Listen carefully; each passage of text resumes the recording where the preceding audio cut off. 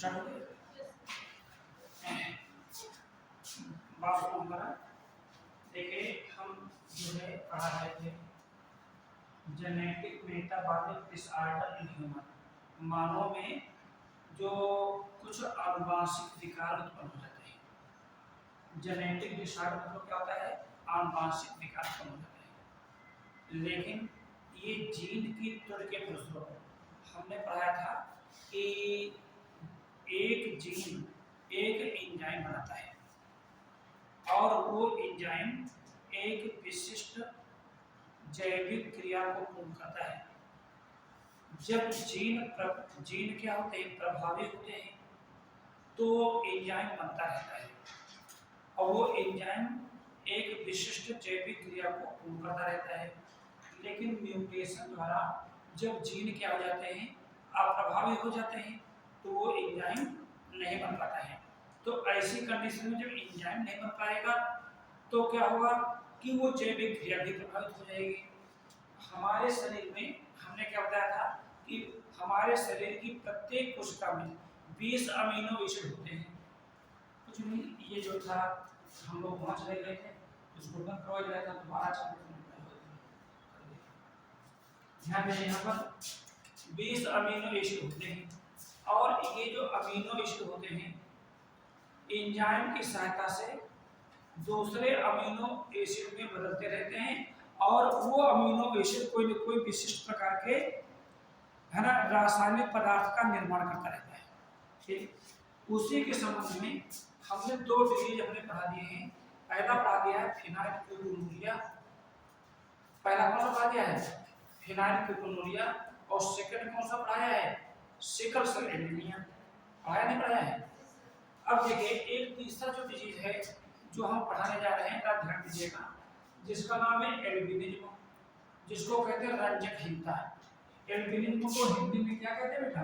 ये भी हमको जानना थे, रंजकहीनता। सबसे पहले जाने इस रंजकहीनता यानी एल्बिनिज्म की खोज किस वैज्ञानिक ने की थी? एक वैज्ञानिक था जिसका नाम सर आर्चिबाल्ड एडवर्ड गैलवाइड। इन्होंने 1908 में इस रोग की खोज की थी। आखिर इस रोग का मेन कारण क्या है? इस रोग का मेन कारण है एक एंजाइम नहीं बन पाता है। एक एंजाइम नहीं बन पाता है। कौन सा एंजाइम नहीं बन पाता है? Tyrosine enzyme. कौन सा एंजाइम? टायरोसिन एंजाइम नहीं बन पाता है। ये टायरोसिन एंजाइम काम क्या करता है? ये जो टायरोसिन क्या है? अमीनो एसिड है। क्या है? एक अमीनो एसिड है।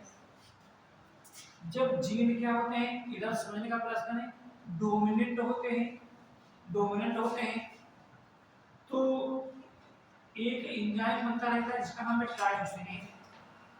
और ये टायरोसिन एंजाइम क्या करता है? डाइहाइड्रॉक्सी फिनाइलएल्डिन।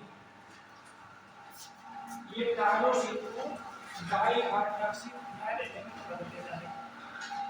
टायरोसिन अमीनो एसिड इस एंजाइम की उपस्थिति में इसमें बदल जाता है और ये जो होता है एक पिगमेंट का निर्माण करता है जिसको कहते हैं मिलेनियम पिगमेंट।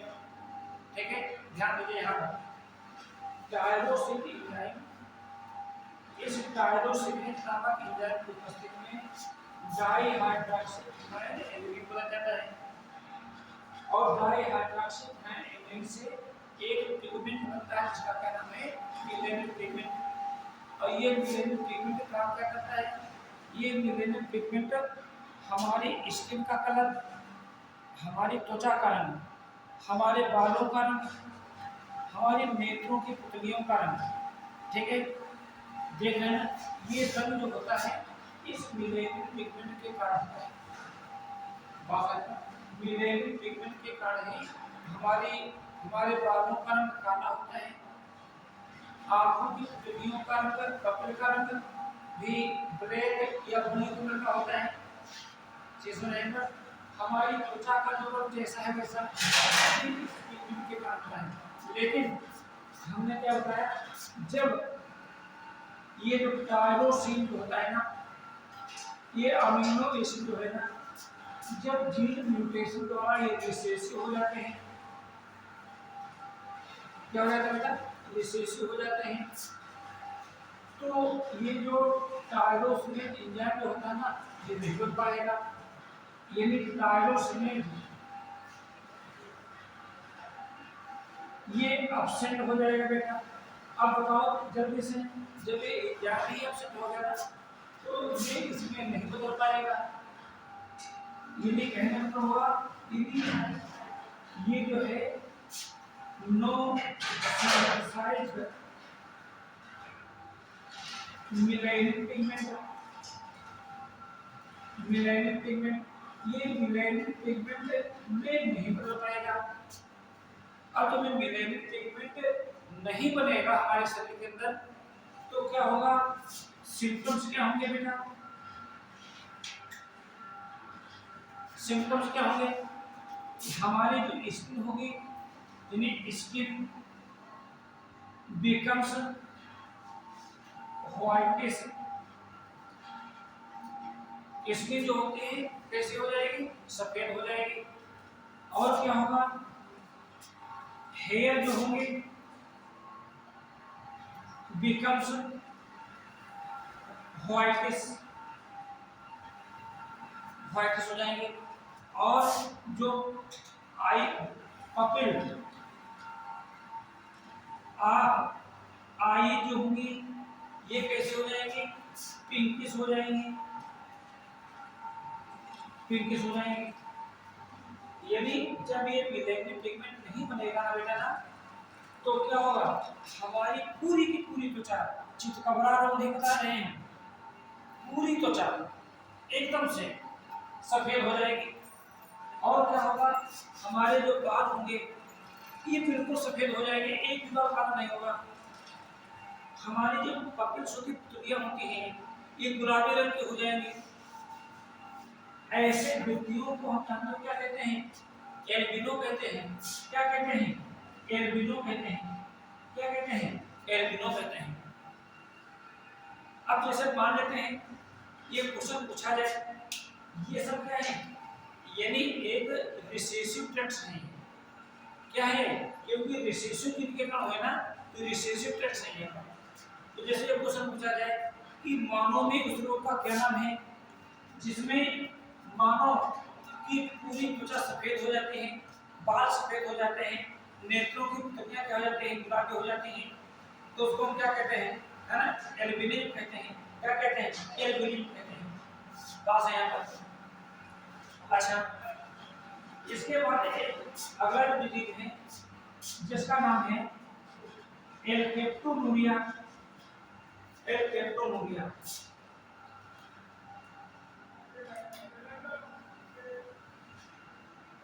एल्केप्टोनुरिया, इसको शॉर्ट में एक की यू कहते हैं, ये फिनाइलकेटोनुरिया नहीं है, एल्केप्टोनुरिया है।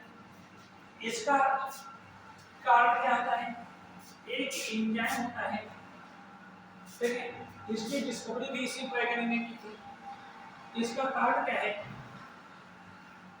ये ग्रोथ जो उत्पन्न होता है इसमें भी एक एंजाइम नहीं बन पाता है, मिसिंग ऑफ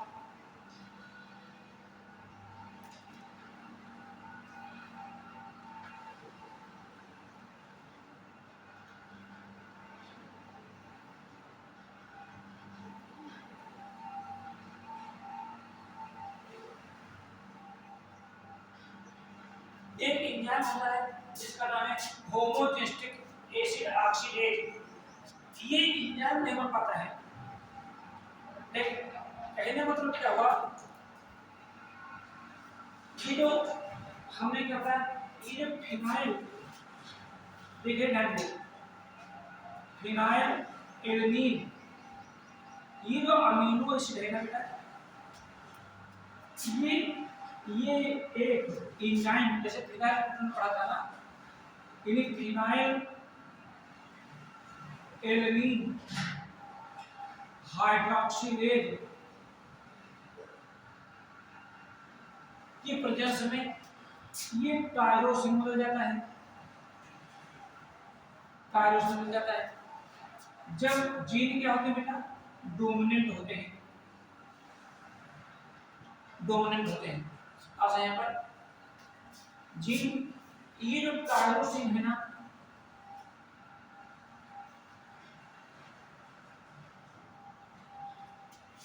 ये टायरोसिनेट नामक एंजाइम की प्रेजेंस में एक एसिड बन जाता है जिसका नाम है होमोजेस्टिक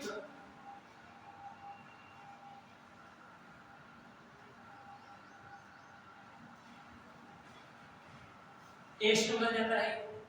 ठीक है, अब यहाँ ये तीन क्या है, ये डोमिनेंट है यहाँ पर, क्लियर है यहाँ पर। अब ये होमोजेस्टिक एसिड, एक इसका ऑक्सीडेशन होता है, क्या होता है बेटा, ऑक्सीडेशन होता है। वो ऑक्सीडेशन करने वाला एंजाइम कौन सा होता है, यानी होमो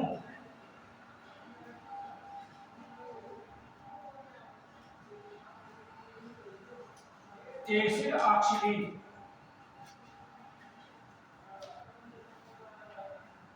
इस एंजाइम की प्रेजेंस में ये जो होमोजेस्टिक एसिड है ना, ये CO2 H2O में टूट जाता है और एनर्जी जो होती है ये रिलीज होती है।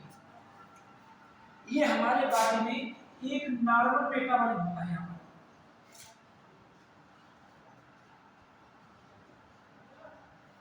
नॉर्मल मेटाबॉलिज्म होता है, बस यहाँ पर फिर से बात सुनिए यहाँ पर अपने एक बार सुनिए यहाँ पर, हम लोगों के शरीर के सेल्स के अंदर एक इंपॉर्टेंट अमीनो एसिड होता है जिसका क्या नाम है, फिनाइलएडेनिन। ये इस एंजाइम की प्रेजेंस में टायरोसिन हो जाता है। ये टायरोसिन इस एंजाइम की प्रेजेंस में इस एसिड बन जाता है। जब इस एसिड का ऑक्सीडेशन होता है इस एंजाइम के प्रेजेंस में, तो ये CO2 H2O में डिसोसिएट हो जाता है और एनर्जी रिलीज होती है। ये डोमिनेंट जीन होंगे। लेकिन समस्या कहाँ गई यहाँ पर, ध्यान दीजिए यहाँ पर, यहाँ तक की प्रोसेस तो सामान्य रही, यहाँ तक की प्रोसेस होती है वैसे होती रही, लेकिन यहाँ पर जो जीन थे, यहाँ पर ये वाला जीन, यहाँ पर डोमिनेंट की जगह पर म्यूटेशन द्वारा क्या हो गया, ये रिसेसिव हो गया। क्या हो गया, रिसेसिव हो गया, रिसेसिव जीन हो गया। तो ये जो रिसेसिव जीन होंगे, तो ये जो होमोजेस्टिक एसिड होगा ना, ये इसमें डिसोसिएशन नहीं हो पाएगा। भाई जब ये डोमिनेंट थे तभी तो एंजाइम बना था ना, तो ऐसी कंडीशन में जो एंजाइम होगा ना, यहाँ पर ये वाला एंजाइम ये मिसिंग हो जाएगा। क्या हो जाएगा, बोलो बेटे, मिसिंग हो जाएगा। जब मिसिंग हो जाएगा तो ये जो होमोजेस्टिक एसिड है यहाँ पर, होमोजेस्टिक एसिड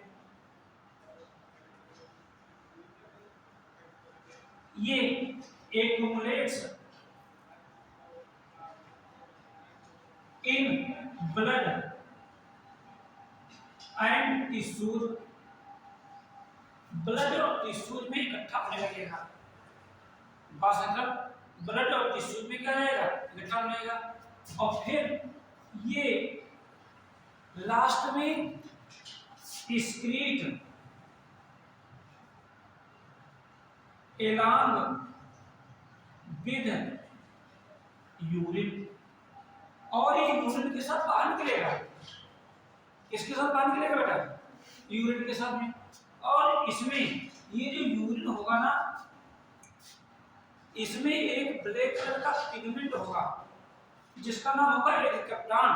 क्या होगा, यानी तो जो यूरिन होगा ना बेटा ना, यानी यूरिन बिकम्स ब्लैक, ये ब्लैक हो जाएगा ड्यू टू प्रेजेंस ऑफ एरिथ्रोप्लान। एरिथ्रोप्लान क्या है, पिगमेंट है। कब, in the contact of air, air के कांटेक्ट में। समझ में जाएगी, फिर से बात सुनिए यहाँ पर, फिनाइलएडेनिन इस एंजाइम के प्रेजेंस में बदल गया, किसमें, बोलो, टायरोसिन में। समझ में क्या कहना है? टायरोसिन इस एंजाइम की प्रोड्यूसर कर क्या है होमोजेस्टिक एसिड में। लेकिन आगे की प्रोसेस प्रभावित हो गई, क्या हो गई? जीन अप्रभावी हो गए, मतलब रिसेसिव हो गए due to presence of the any mutation, जिससे ये एंजाइम नहीं बन पाया। कौन सा एंजाइम? होमोजेस्टिक एसिड ऑक्सीडेज नहीं बन पाया। तो ऐसी कंडीशन में ये होमोजेस्टिक एसिड ब्लड और टिश्यू में क्या हो जाएगा? जमा होने लगेगा। ब्लड कहाँ जाएगा? किडनी में जाएगा। किडनी क्या करेगी? यूरिन बनाएगी। तब ये होमोजेस्टिक एसिड जो होगा ये यूरिन के साथ क्या जाएगा? बाहर निकलेगा। इस यूरिन में क्या होता है? मेरी बात सुनिएगा। एक पिगमेंट होता है जिसका क्या नाम है? एल्केप्टान। एल्केप्टान, जिससे इन व्यक्तियों का यूरिन वायु के संपर्क में आकर के, एयर के कांटेक्ट में आकर के ये क्या जाएगा? एक काला पड़ जाता है। क्वेश्चन पूछा जाए एग्जाम उस रोग का नाम बताइए जिसमें पेशेंट का यूरिन एयर के कांटेक्ट में आते ही क्या हो जाएगा? काला हो जाता है। तो क्या आएगा? एल्केप्टोनूरिया जाएगा। और क्यों हो जाता है? Due to presence of the alkapton pigment. Alkapton pigment की प्रेजेंस के कारण ये मतलब एल्केप्टान पिगमेंट बन गया। नहीं बनना चाहिए, बन गया। क्यों बन गया? क्योंकि यहाँ पर ये रिसेसिव हो गए, यानी ये भी एक क्या प्रकार का है? रिसेसिव ट्रैक्ट है। होता है इसके साथ साथ कुछ और भी सिम्टम उत्पन्न होने लगते हैं। ऐसा नहीं है कि हमारे जो है जो नेक में आई वाल होती है, इसमें 3 परतें होती हैं।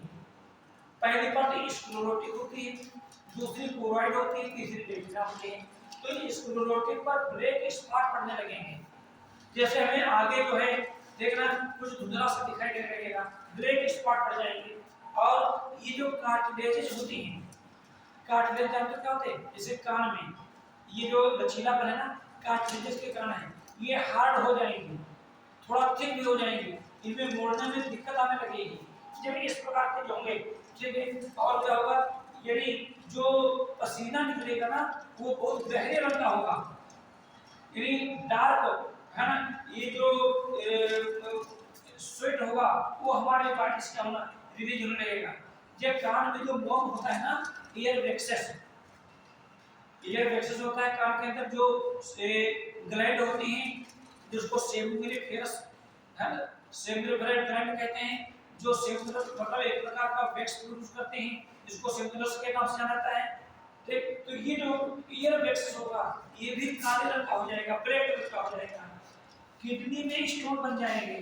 ठीक है, किडनी में स्टोन बन जाएंगे। और जो प्रोस्टेट ग्लैंड होंगी इसमें भी जो होंगे ये स्टोन बन जाएंगे। ठीक है। इसी प्रकार का एक डिजीज होता है जिसको हम थैलेसीमिया कहते हैं। क्या कहते हैं? थैलेसीमिया कहते हैं। तो थैलेसीमिया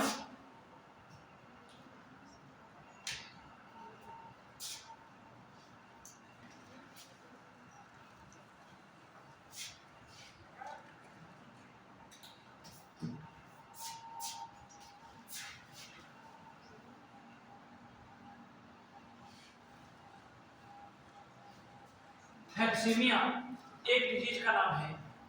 एक जो भी क्या है, यानी जेनेटिक मेटाबॉलिक डिसऑर्डर है। देख इसमें क्या होता है कि जो हीमोग्लोबिन का फॉर्मेशन नहीं हो पाता है, यानी कारण क्या होता है यहाँ पर? नॉट सिंथेसाइज्ड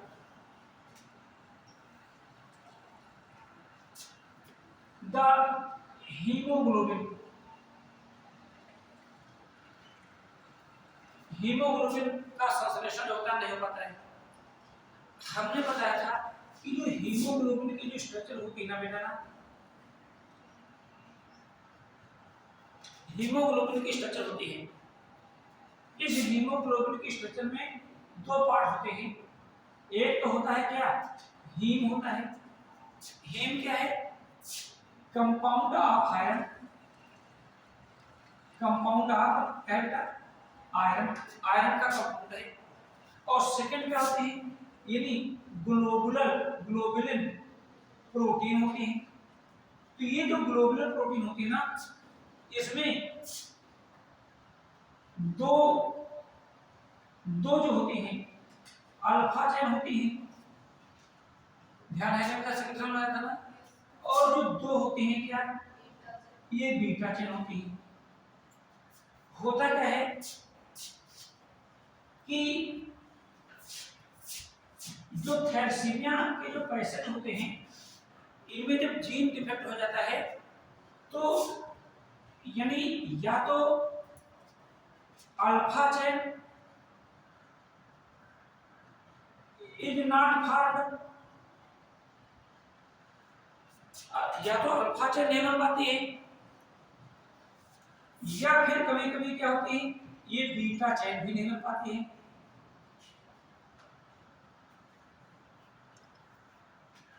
तो बताइए अल्फा चेन नहीं बन पाया, बीटा चेन में, तो इसकी एब्सेंस में इसका मतलब क्या होगा, हीमोग्लोबिन नहीं बन पाएगा।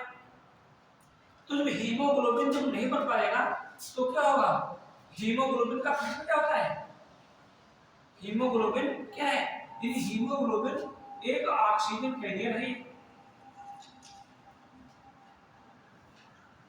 ऑक्सीजन क्या है, कैरियर है, बस है। तो यानी ऑक्सीजन का ट्रांसपोर्ट करता है। अब बताइए जब हीमोग्लोबिन हमारे बॉडी में बन ही नहीं रहा है तो ऑक्सीजन को ले कौन जाएगा। तो ऐसी कंडीशन में ये पेशेंट की क्या होने हो जाती है, डेथ हो जाती है। ये थैलेसीमिया जो होता है ना, ये जनरली ये दो प्रकार का होता है। एक होता है माइनर थैलेसीमिया,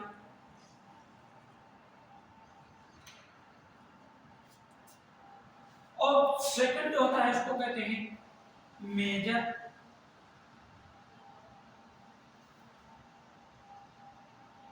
थैलेसीमिया।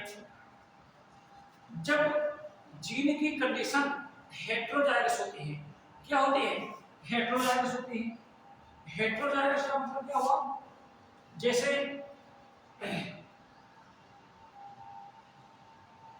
आई मान लेते हैं, ये आई हमने लिया या यहाँ पर हीमोग्लोबिन एचबी लिख दिया यहाँ पर एचबी, ठीक है, ये कैपिटल टी और एचबी स्मॉल टी, बात समझ में यहाँ पर, कैपिटल टी और ये स्मॉल, तो ये कैसे आएगा, हेटेरोजाइगस कहलाएगा।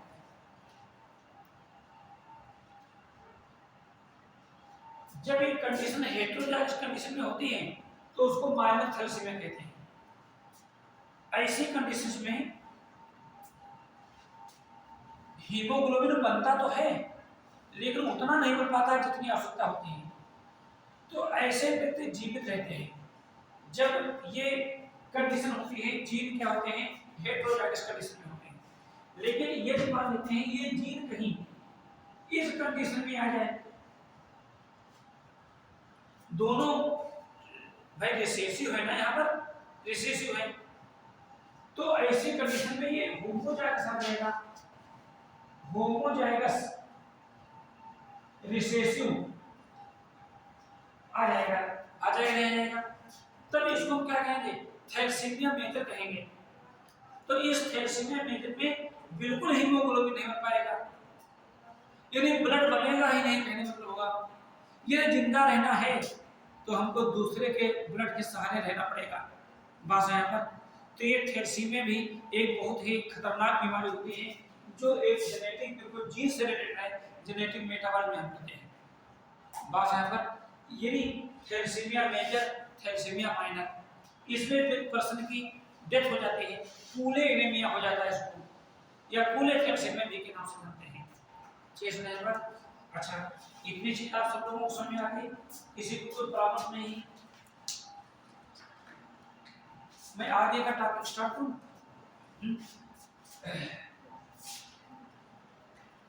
मैंने सेक्स डिटरमिनेशन पढ़ाया है, पढ़ाया नहीं पढ़ाया, मैं पढ़ाने जा रहा हूं एक नया टॉपिक जिसका नाम है sex linked inheritance.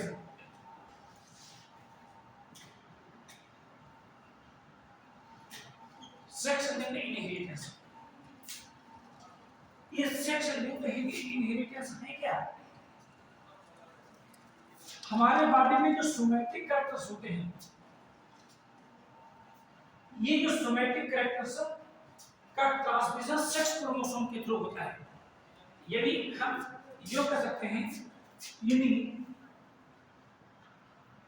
Somatic characters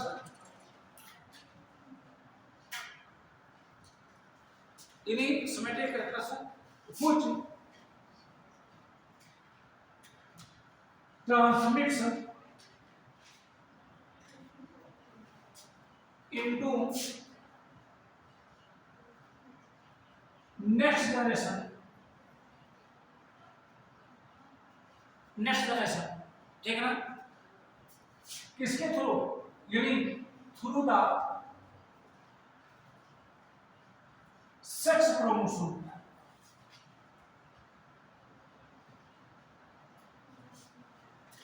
है तो ये सोमैटिक कैरेक्टर्स है, लेकिन जाते किससे हैं? सेक्स क्रोमोसोम के थ्रू जाते हैं। बात है बहुत बड़ा लिखने की आदत है नहीं, लेकिन मैं प्रयास कर रहा हूँ लिखने का, ठीक है? थोड़ा सा आगे आ जाओ, थोड़ा आगे आ जाओ, यहाँ जाओ। देखिए somatic characters which transmits into next generation, जो नई पीढ़ी में जाते हैं, किसके द्वारा जाते हैं? सेक्स क्रोमोसोम के थ्रू जाते हैं। इनको हम क्या कहते हैं? सेक्स लिंक्ड कैरेक्टर्स कहते हैं। क्या कहते हैं? यानी ये जो कैरेक्टर्स जो होते हैं इनको हम क्या कहते हैं? सेक्स लिंक्ड कैरेक्टर्स कहते हैं। क्या कहते हैं? बोलो इतना लिखिए बेटा।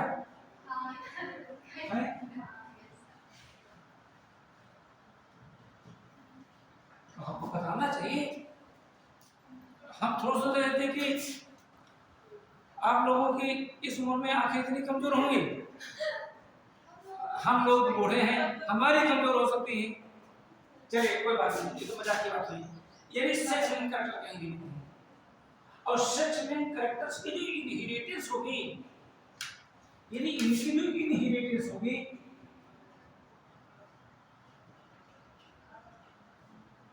इनहेरिटेंस को हम क्या कहेंगे? हम सेक्स लिंक्ड इनहेरिटेंस कहेंगे। क्लियर हो गया? यहाँ पर सेक्स लिंक्ड इनहेरिटेंस कहेंगे। ये जो सेक्स लिंक्ड इनहेरिटेंस है ना, वंशागत, ठीक है? क्या कहेंगे? वंशागत। समझ चाहिए। ये तो कोई कंफ्यूजन लगा तो तुरंत पूछ लीजिए, हमारा बताना फर्ज है ना? लेकिन जब आप पूछेंगे नहीं, ऐसे डॉक्टर को बताएगा नहीं, तो डॉक्टर फिर ट्रीटमेंट कैसे करेगा? भगवान तो है नहीं, है डॉक्टर। इनहेरिटेंस मींस क्या हुई? वंशागत। याद रखेंगे वंशागत। अब ये जो सेक्स लिंक्ड कैरेक्टर्स होते हैं ना, ये types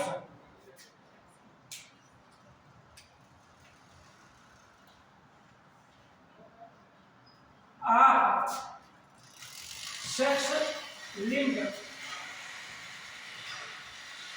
characters, type of sex linked characters. तो फर्स्ट जो कैरेक्टर्स होता है उसको क्या कहेंगे? एक्स लिंक्ड कैरेक्टर्स कहेंगे।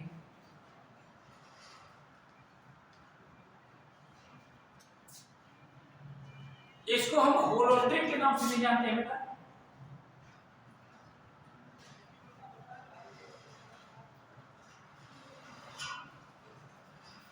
ठीक है? यस लिंक का मतलब क्या हुआ कि जो जीन होगा वो यक्स क्रोमोसोम पर होगा। इस तभी तो हमारा ना यानी कहते होगा gene is located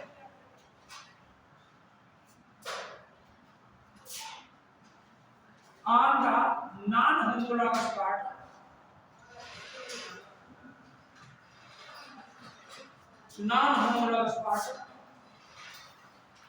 of X chromosome.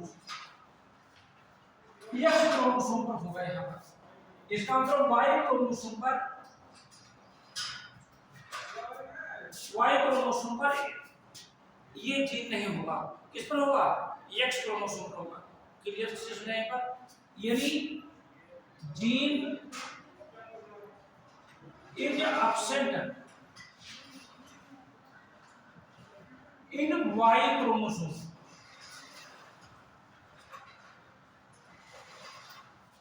Y chromosome पर डिजीज का जीन नहीं होगा, एक्स क्रोमोसोम पर होगा, वाई क्रोमोसोम पर नहीं होगा।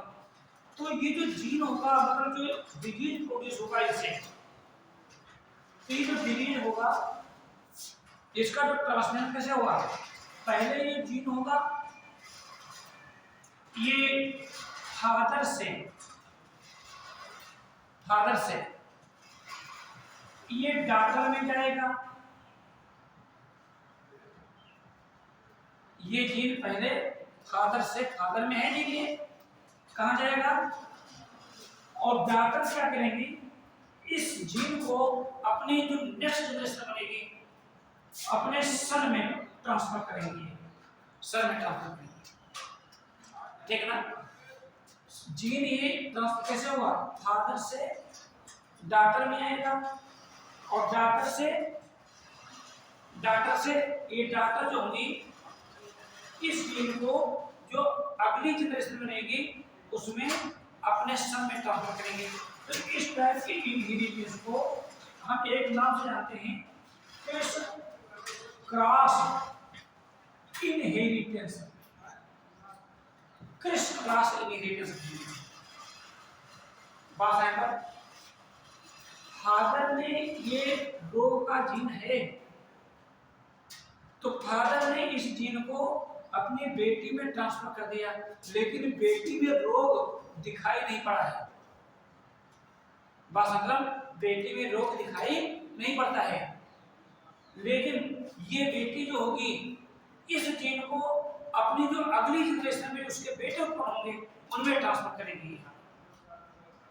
बात है पर तो ऐसी डॉटर्स देख, उनको जो जीन का ट्रांसफर करते हैं, the daughters which transfer the gene, उनको हम कैरियर डॉटर कहते हैं। क्या कहते हैं? कैरियर डॉटर कहते हैं, ठीक है? जैसे कि मानव में ये दो इंपॉर्टेंट डिजीज होते हैं जो मैं अभी पढ़ाऊंगा।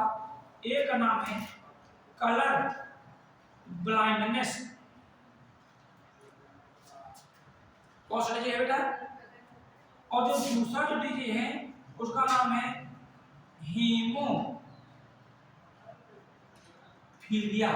क्या नाम है? हीमोफीलिया। ये एक एक्स लिंक्ड जीन्स होते हैं, एक्स लिंक्ड कैरेक्टर्स होते हैं। कहने मतलब हुआ ये एक्स लिंक्ड रिसेसिव ट्रैट्स हैं। जो सेकंड जो कैरेक्टर्स होता है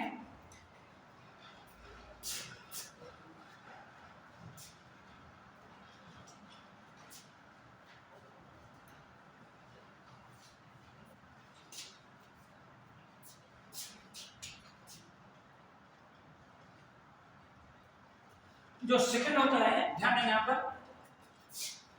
तो उसको कहते हैं Y linked.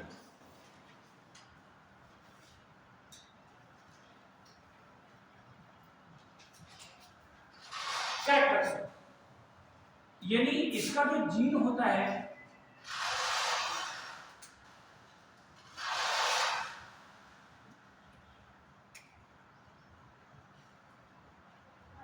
Gene of disease, इस जो डिजीज का जो जीन होगा is located on Y chromosome. कहां होगा बेटा? ये बोलो, वाई क्रोमोसोम पर होगा, एक्स क्रोमोसोम पर नहीं होगा। यहाँ क्या था? एक्स क्रोमोसोम पर था, यहाँ पर क्या है? वाई क्रोमोसोम पर होगा, ठीक? फिर ये जो जीन होगा ये ट्रांसफर कैसे होगा? यानी ये फादर से ये डायरेक्ट सन में ट्रांसफर हो जाएगा, डॉटर में नहीं हुआ है। क्यों? वाई क्रोमोसोम पर है। लड़कियों में वाई क्रोमोसोम कहाँ होते हैं भाई? होते हैं क्या? फीमेल में तो एक्स क्रोमोसोम होते हैं ना, तो ये सीधे फादर से सन में ट्रांसफर होगा, और इस सन में उस डिजीज के सिम्टम्स जो होंगे ये दिखाई देने लगेंगे एक डिफिनिट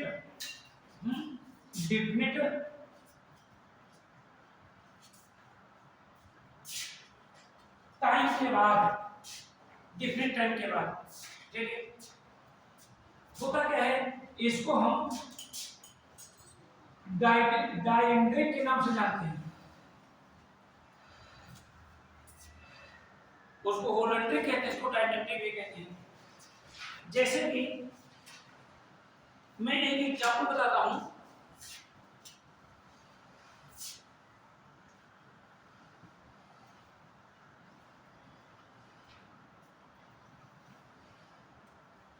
हाइपरट्राइकोसिस इन मेल ह्यूमन।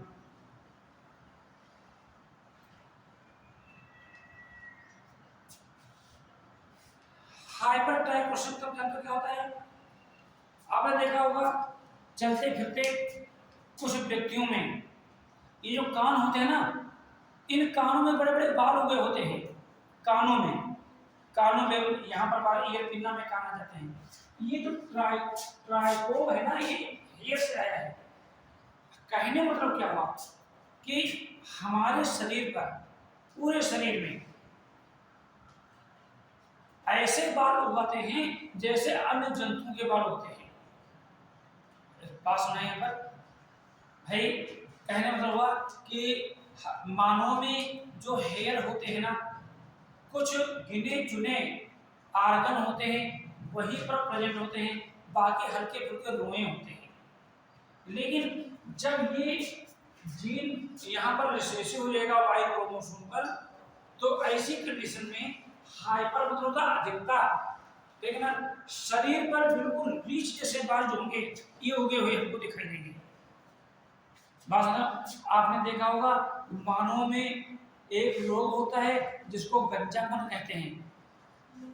स्त्रियों में ऐसा देखने को बहुत कम या ना के बराबर नहीं मिलता है, पुरुषों में होता है। ऐसा क्यों? क्योंकि इसका जीन भी होता है एक वाई क्रोमोसोम पर ही होता है। लेकिन कुछ डिजीज ऐसे होते हैं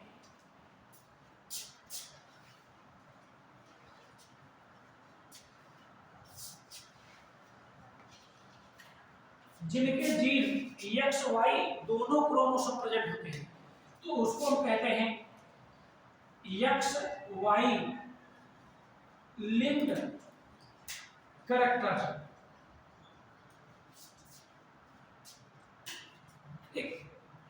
एक्स पर भी जीन है और इस पर है बेटा वाई पर भी जीन है। तो इसका जो एक उदाहरण है जिसको कहते हैं nephritis.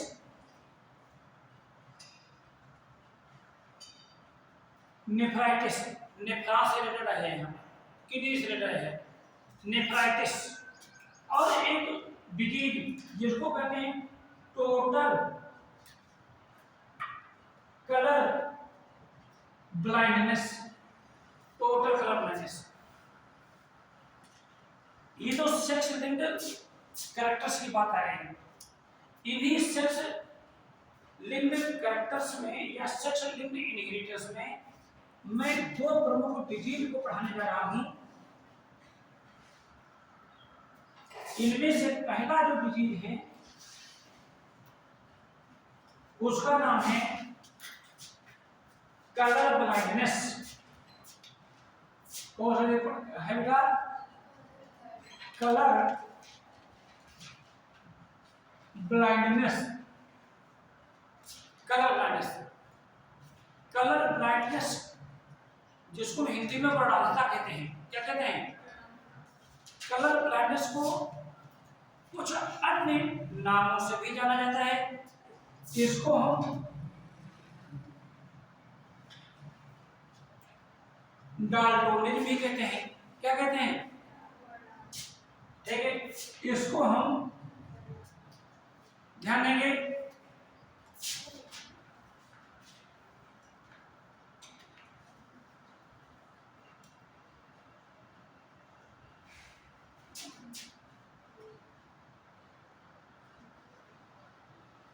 Colour vision deficiency. Short form इसको CVD के नाम से भी जानते हैं। इसको हम प्रोटीन डिफेक्ट के नाम से भी जानते हैं, प्रोटीन डिफेक्ट के नाम से जानते हैं। ये कलर ब्लाइंडनेस आखिर है क्या? ध्यान दीजिएगा,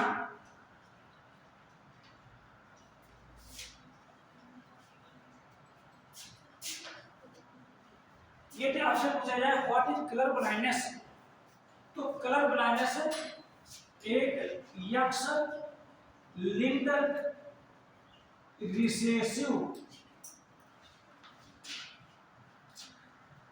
ट्रेट्स है।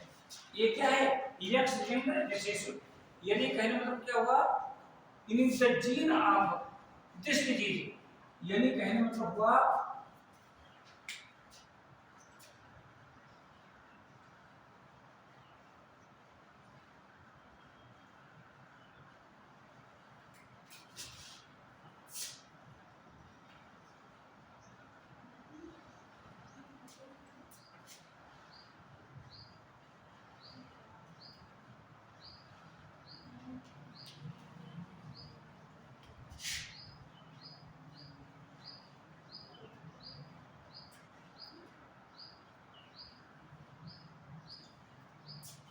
इन जीन ऑफ दिस डिजीज, इस रोग का जीन कहाँ होता है? एक्स क्रोमोसोम के नॉन होमोलॉगस पार्ट में होता है। एक्स लिंक्ड रिसेसिव ट्रेट्स का मतलब क्या हुआ? बस यहाँ पर इस डिजीज की जो डिस्कवरी है किसने की थी? इस डिजीज की डिस्कवरी हॉर्नर नामक वैज्ञानिक ने की थी। किसने की थी? हॉर्नर नामक वैज्ञानिक ने की थी। कोई दिक्कत तो नहीं आ रही आप लोगों को? हॉर्नर नामक वैज्ञानिक ने की थी। क्या हो जाता है कलर ब्लाइंडनेस में? यानी जो इसके जो सिम्टम्स होते हैं,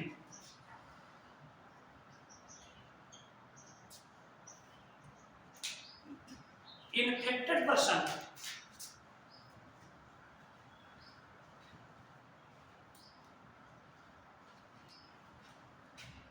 not able to differentiate, to recognize में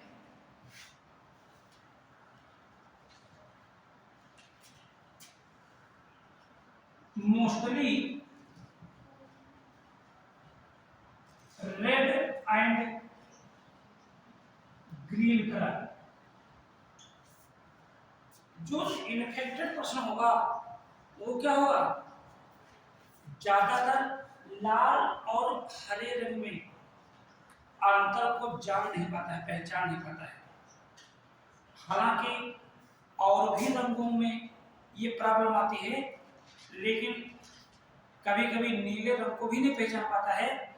लेकिन जनरली क्या होता है, वो रेड और ग्रीन कलर को ये पहचान नहीं पाता है। इसीलिए इस प्रकार की कलर ब्लाइंडनेस को हम रेड ग्रीन, जनरली रूप से रेड ग्रीन कलर ब्लाइंडनेस कहते हैं। रेड ग्रीन कलर ब्लाइंडनेस कहते हैं। ठीक है, क्या हमने बताया? जो इन्फेक्टेड पर्सन होगा वो मोस्टली रेड और ग्रीन कलर को नहीं पहचान पाएगा। हमने ये नहीं कहा कि केवल रेड और ग्रीन कलर को, ज्यादातर कभी कभी वो अन्य रंगों को भी नहीं पहचान पाता है, यानी जैसे कि ब्लू कलर को भी नहीं पहचान पाता है। ठीक, आखिर ऐसा क्या हो जाता है कि व्यक्ति कलर ब्लाइंडनेस से इन्फेक्टेड हो जाता है? ऐसा क्या हो जाता है हमारे बॉडी के अंदर जो व्यक्ति वर्णांधता का शिकार हो जाता है? तो हम सब लोगों ने पढ़ा है, हमारी जो नेत्र होती है, रेटिना,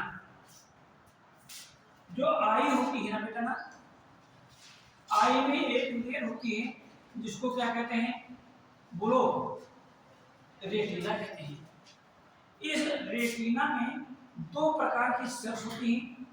एक प्रकार की सेल्स होती हैं जिनको रॉड सेल्स कहते हैं, रॉड्स कहते हैं, और जो दूसरे प्रकार की होती हैं उनको क्या कहते हैं, कोन्स कहते हैं। क्या कहते हैं, कोन्स कहते हैं। एक होती है रॉड्स होती हैं और दूसरी क्या होती है, कोन्स होती हैं। ये जो रॉड सेल्स होती हैं ये लाइट और डार्क को पहचानने का कार्य करती हैं, अंधेरे उजाले को पहचानती हैं, अंधेरे उजाले का ज्ञान कराती हैं। लेकिन ये जो कोन सेल्स होती हैं ये क्या करती हैं, identified colour in the presence of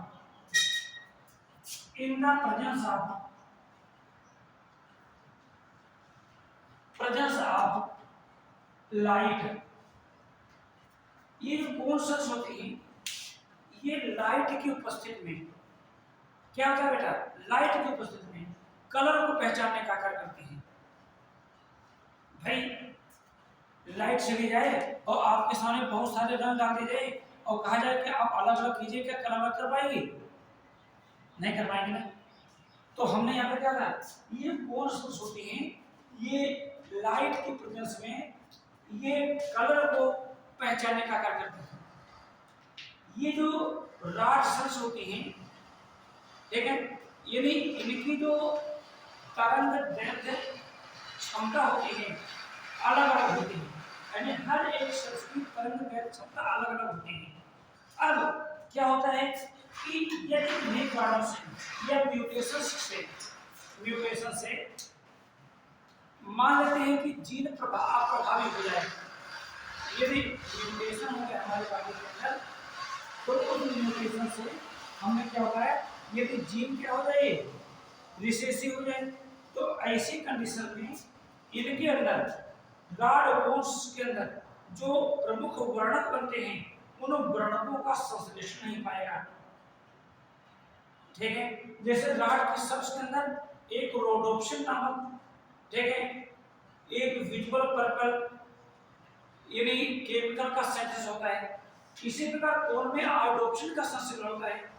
तो यदि मान लेते हैं कि यदि किन्हीं कारणों से ये जो कोन सेल्स हैं इनमें कहीं खराबी आ जाए, बात में रहना, तो जब खराबी हो जाएगी तो व्यक्ति क्या हो जाएगा, तो कलर ब्लाइंडनेस का हो जाएगा, शिकार हो जाएगा, तो रंगों को पहचान नहीं पाएगा, रंगों को पहचान नहीं पाएगा।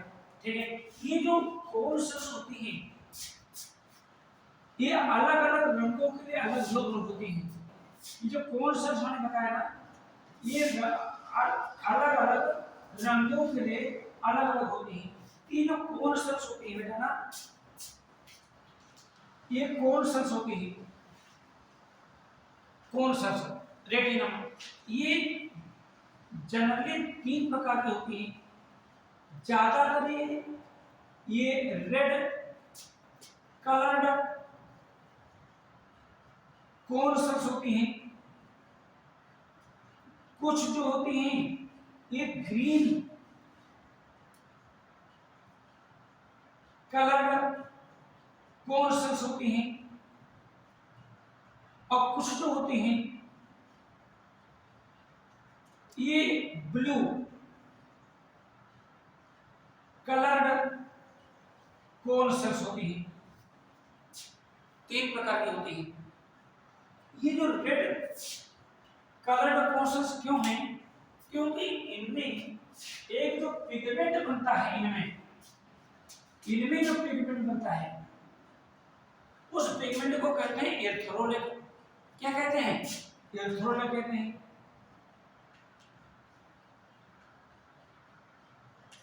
एरिथ्रोलेट कहते हैं, यानी जो रेड कलर्ड कोन सेल्स होती है ये क्यों होती है, क्योंकि इनमें एक पिगमेंट बनता है क्या, एरिथ्रोलेट, जो रेड कलर को पहचानता है। ग्रीन कलर की जो कोन सेल्स होती है इनमें जो पिगमेंट बनता है उसको क्लोरोलेट कहते हैं।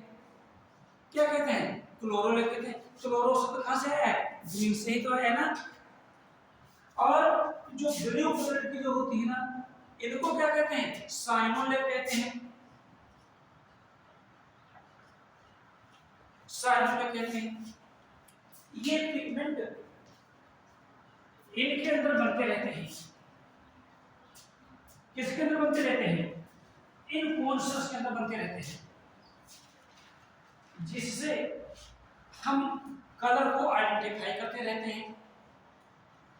मान लेते हैं कि इनमें से ये पिगमेंट का बनना बंद हो जाए, जब म्यूटेशन हो जाए हमारे बॉडी के अंदर, तो इनमें जो पिगमेंट होंगे, उन पिगमेंट का बनना क्या हो जाए? यदि बंद हो जाए, तो ऐसी कंडीशन में क्या हो जाएगा? व्यक्ति वरदानता का क्या हो जाएगा? शिकार हो जाएगा। ठीक है। अब ये जो कलर ब्लाइंडनेस है ना, ये जो कलर ब्लाइंडनेस है ना,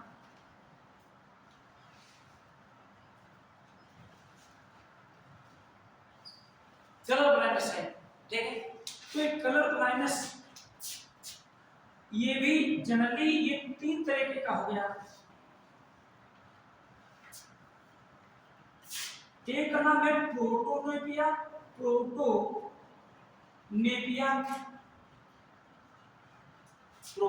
है। ये रेड कलर की कलर ब्लाइंडनेस है, रेड कलर ब्लाइंडनेस है यहाँ पर।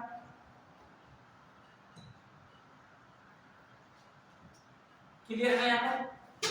और दूसरी जो होती है ड्यूटेरोनेपिया, ये किस टाइप की है?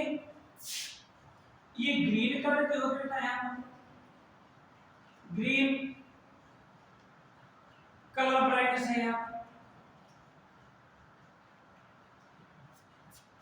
और ये तीसरी जो होती है उसको ट्राइटोनेपिया कहते हैं। ये जो ट्राइटोनेपिया है ना, ये क्या कैसे होती है? ये ब्लू कलर की होती है, ब्लू कलर ब्राइटनेस होती है।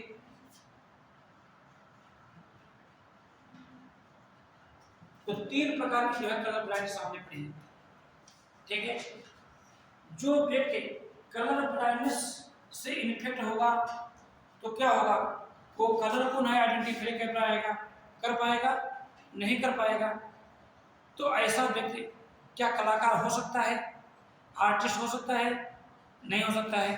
क्या ड्राइवर हो सकता है? मान लेते हैं कि कभी कभार क्वेश्चन पूछा जाए कि एक व्यक्ति रेलवे में ड्राइवर के लिए एप्लीकेशन देता है, लेकिन वो कलर को ही रेड कलर और ग्रीन कलर को पहचान नहीं पाता है, तो क्या उसको सर्विस दी जाएगी? इसमें कौन सा दी जाए, क्यों है?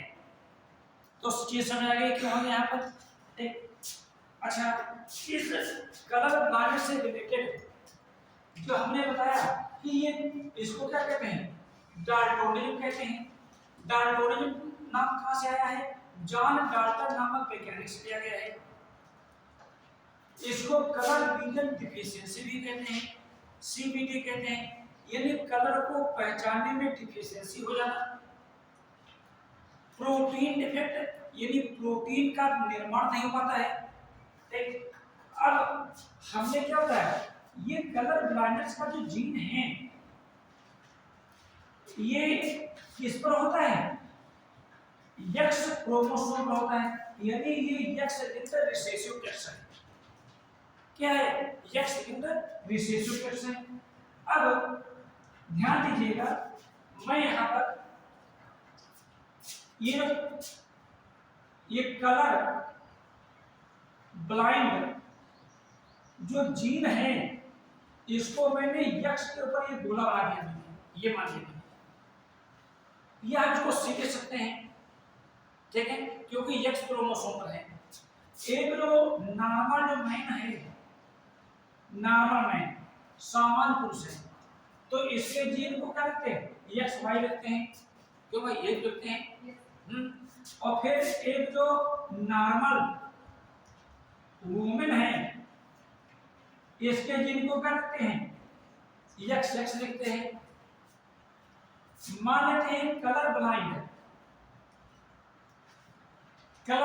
मैन है ये, कलर ब्लाइंड मैन, तो उसके जीन को यक्स और वाई लिखेंगे, ये भी लिखेंगे ना यहाँ पर, क्योंकि यक्स पर चिन्ह है ना यहाँ पर। मान लेते हैं कि कैरियर बट नॉर्मल फीमेल,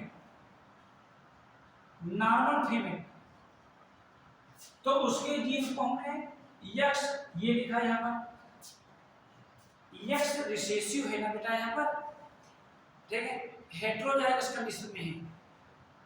यहाँ पर क्या है, हेटेरोजाइगस कंडीशन है।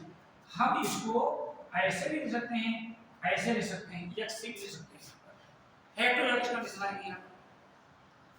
लेकिन यदि मान लेते हैं कलर ब्लाइंड वुमेन है,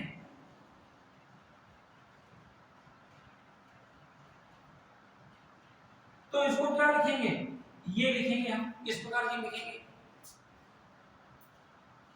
हमने क्या बताया था, जब मेंडल का मैंने फर्स्ट लॉ पढ़ाया था, कौन सा लॉ ऑफ डोमिनेंस, तो हमने बताया था केवल प्रभावी लक्षण ही प्रथम पीढ़ी में दिखाई देता है, अप्रभावी लक्षण दिखाई, शायद यही तो मैंने बोला था, अप्रभावी लक्षण नहीं दिखाई देता है, इन्हें रिसेसिव ट्रेट्स दिखाई नहीं देता है।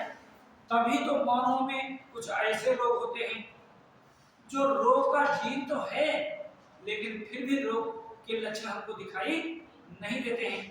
तो वही चीज यहाँ पर आई, ये एक ऐसी स्त्री है, इधर देखो यहाँ पर, जिसमें रोग का नहीं, कलर ब्लाइंड का जीन है। क्या है कलर ब्लाइंड का जीन, लेकिन फिर भी ये औरत सामान्य औरत जैसी है, नॉर्मल फीमेल जैसी है, सब प्रकार के रंगों को पहचान लेती है। एक लेडी या फीमेल में ये चीज जब होगा जब यहाँ पर ये होमोजाइगस रिसेसिव कंडीशंस हो, हेटेरोजाइगस रिसेसिव नहीं होगा, होमोजाइगस, जब इसके दोनों यक्ष पर रोग का जीन हो, तो ये केस ऐसा नहीं है कि हो नहीं सकता है, लेकिन रेयर केस में हो सकता है।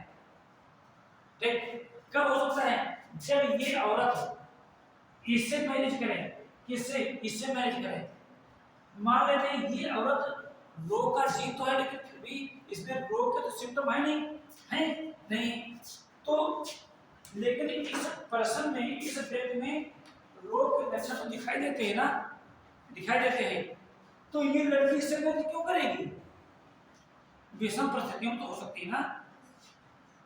मान लेते हैं कि यदि ये लड़की है और रोग का जीन इसमें है, ये कंडीशन है, तो बताइए भाई, कोई भी जानबूझ करके किसी को भी पता चल जाएगा कि उस लड़की से मैरिज होने जा रही है जो कोई कलर को पहचान ही नहीं पाते हैं, तो बताइए भाई, एक प्रॉब्लम हो जाएगी नहीं हो जाएगी, हो जाएगी। ऐसा नहीं कि हो नहीं सकती है, विषम परिस्थितियों में संभव है, लेकिन रेयर केस में होता है।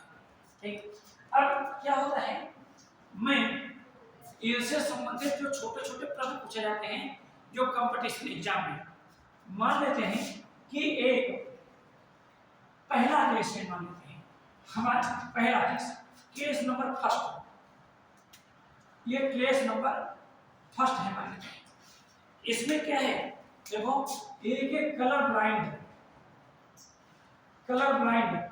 मैन है, ठीक है, कलर ब्लाइंड मैन है, जिसका ये है, देखो ये कैरेक्टर्स है, और इसकी मैरिज होती है एक नॉर्मल वुमन से, नॉर्मल वुमन के जीन क्या है बेटा, यक्स है, बस यहाँ पर। तो देखिए, जो हमारी जो नई पीढ़ी बनेगी, इसमें ये रोग के परसेंटेज क्या होंगे, किन में आएगा, तो देखिए, इनसे स्पर्म बनाए हमने, ये स्पर्म बने यहाँ पर, क्या बने यहाँ पर, स्पर्म्स बने, और इनके द्वारा ये क्या बना यहाँ पर, ये ओवा बने यहाँ, ओवा बने। तो हम क्रॉस करते हैं, तो क्या क्रॉस करते हैं, हम चेकर बोर्ड बना लेते हैं। देखिए ये x और ये y, यहाँ पर x और x, ये क्या है, ये स्पर्म है नाम का नाम, और ये क्या है, ओवा है। सब लोग अपने आप बना लेंगे, एक कहीं समझ में आ गया तो हमको कोई दिक्कत ही नहीं है।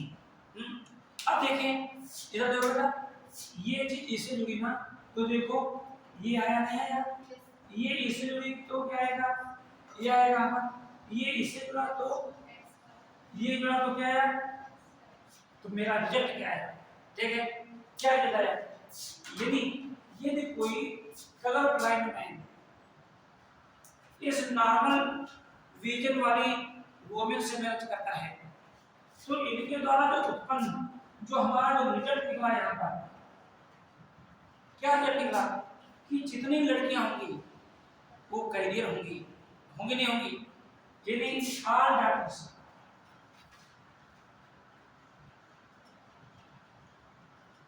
आर कैरियर होंगी, वाहक होंगी, यानी जीन का ट्रांसफर करने वाले होंगे, और जितने भी सब होंगे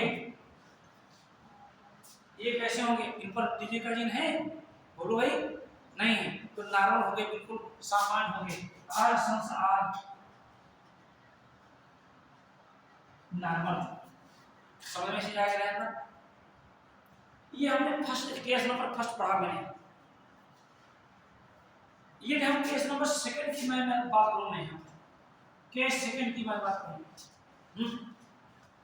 तो क्या पढ़ेंगे हम, देखिए मान लेते फर्स्ट जनरेशन में ये जो लड़कियां उत्पन्न हुई, लड़कियां बड़ी हो जाएंगी, कि मैरिज होगी, बात है यहाँ पर, तो यही वुमेन कहलाएंगी, कहने मतलब हुआ, तो क्या होगा, इन्हें कलर ब्लाइंड यानी कैरियर वुमेन, इनकी मैरिज किससे होती है, नॉर्मल मैन से होती है, नॉर्मल मैन से होती है, तो कैरियर वुमेन के जीन को हम क्या लिखेंगे, कौन बताएगा, जोर से बोलो, यस ऊपर ये और ये लिखेंगे, और नॉर्मल वुमेन को क्या लिखेंगे, नॉर्मल मैन को यस लिखेंगे, तो ये जो ओवा हो गए ना, यानी एक्स और ये एक्स हो गया यहाँ, और ये क्या हो गया, देखो एक्स और वाई आ गया यहाँ पर, तो मैं रिजल्ट की बात, तो मैंने चेकर बोर्ड बनाया है, देखो ये चेकर बोर्ड बनाया है, इस चेकर बोर्ड में हमने क्या लिखा, ये एक्स लिखा और ये एक्स लिखा, ये क्या है, ओवा है यहाँ पर, इस पर क्या है, एक्स वाई है, ये इस पर है, ये खूब क्वेश्चन कंपटीशन में पूछे जाते हैं, जरा सी गलती के कारण ये क्वेश्चन पूरा पूरा गलत हो जाता है, हमको विश्वास है गलत नहीं होगा, गलत होगा नहीं होगा, क्या करेंगे, देखो इसको इसको मैंने क्रॉस किया, इसको मैंने क्रॉस किया, ठीक है, इसको मैंने क्रॉस किया, इसको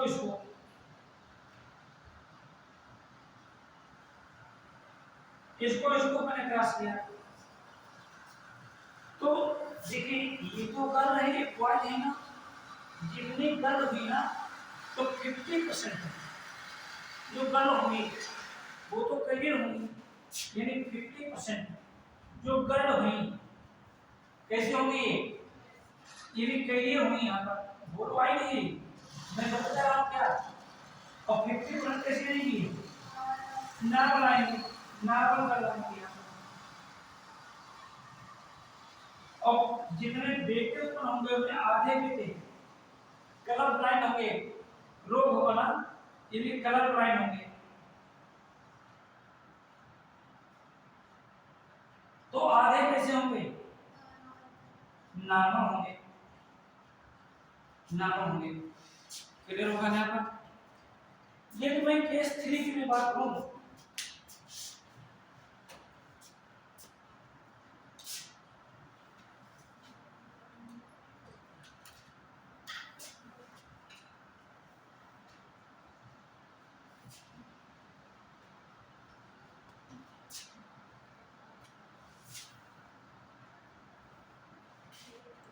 केस जो थर्ड की मैं बात करूं यहां पर, तो यहां पर जब ये आया था ना, यहां पर यदि कैरियर वुमेन की मैरिज यदि एन के प्रकार कहते हैं कि भाई कर दो, जिसे नहीं तो आगे की जनरेशन कैसे बनेगी, लोग सोचते हैं ना, यदि हो जाए किससे, यदि कलर ब्लाइंड मैन से,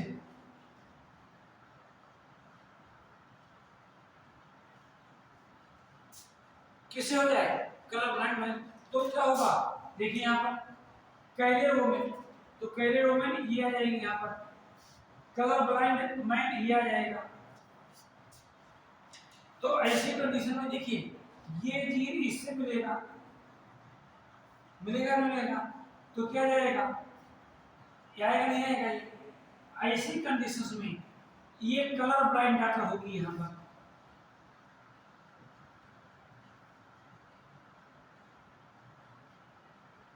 ये इससे जुड़ेगा, इससे देखो ये, तो ये क्या जाएगा, कलर ब्लाइंड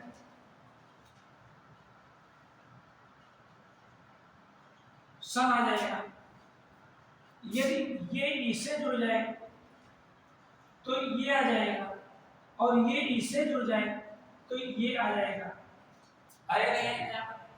तो यहाँ पर जितने भी डॉक्टर होंगे उनमें से आधे डॉक्टर तो कलर ब्लाइंड से ही होंगे, आधे कैरियर होंगे।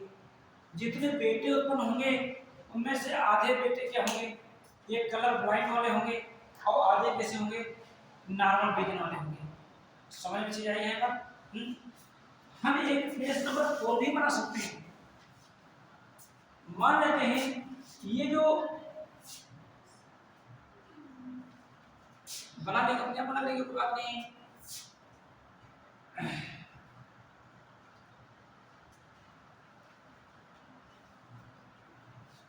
देखो बेटा, मान लेते हैं कि नहीं कानों से ये जो कलर ब्लाइंड वुमेन है,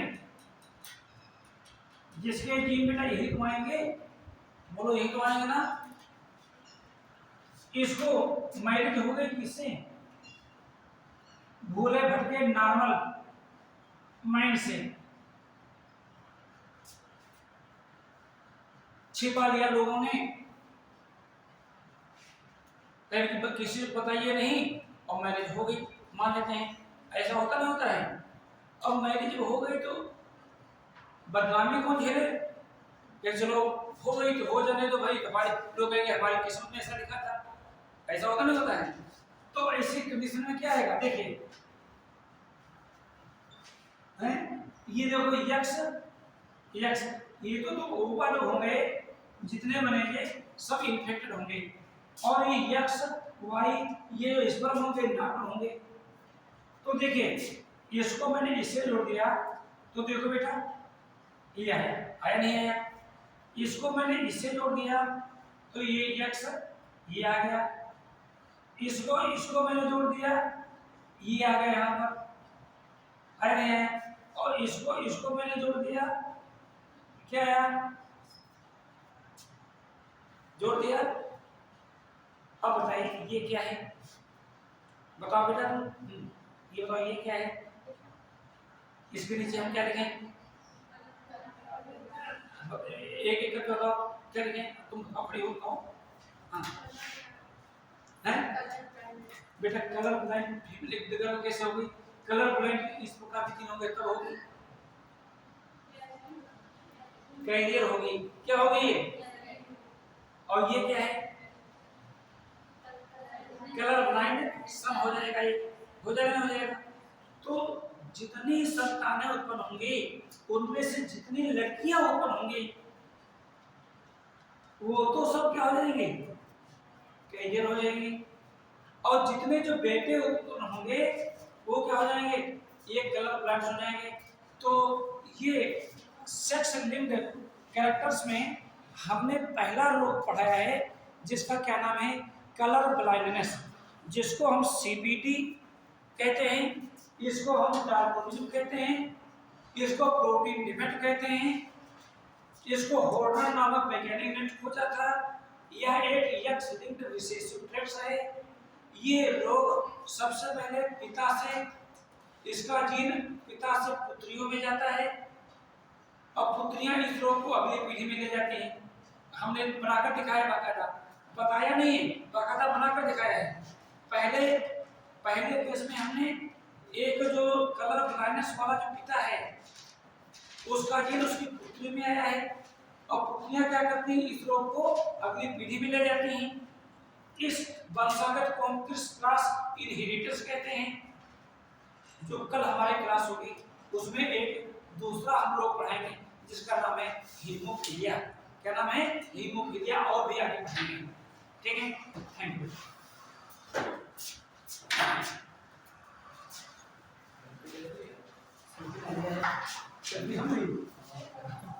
कैसे सेल्फी नहीं यार, सेल्फी हम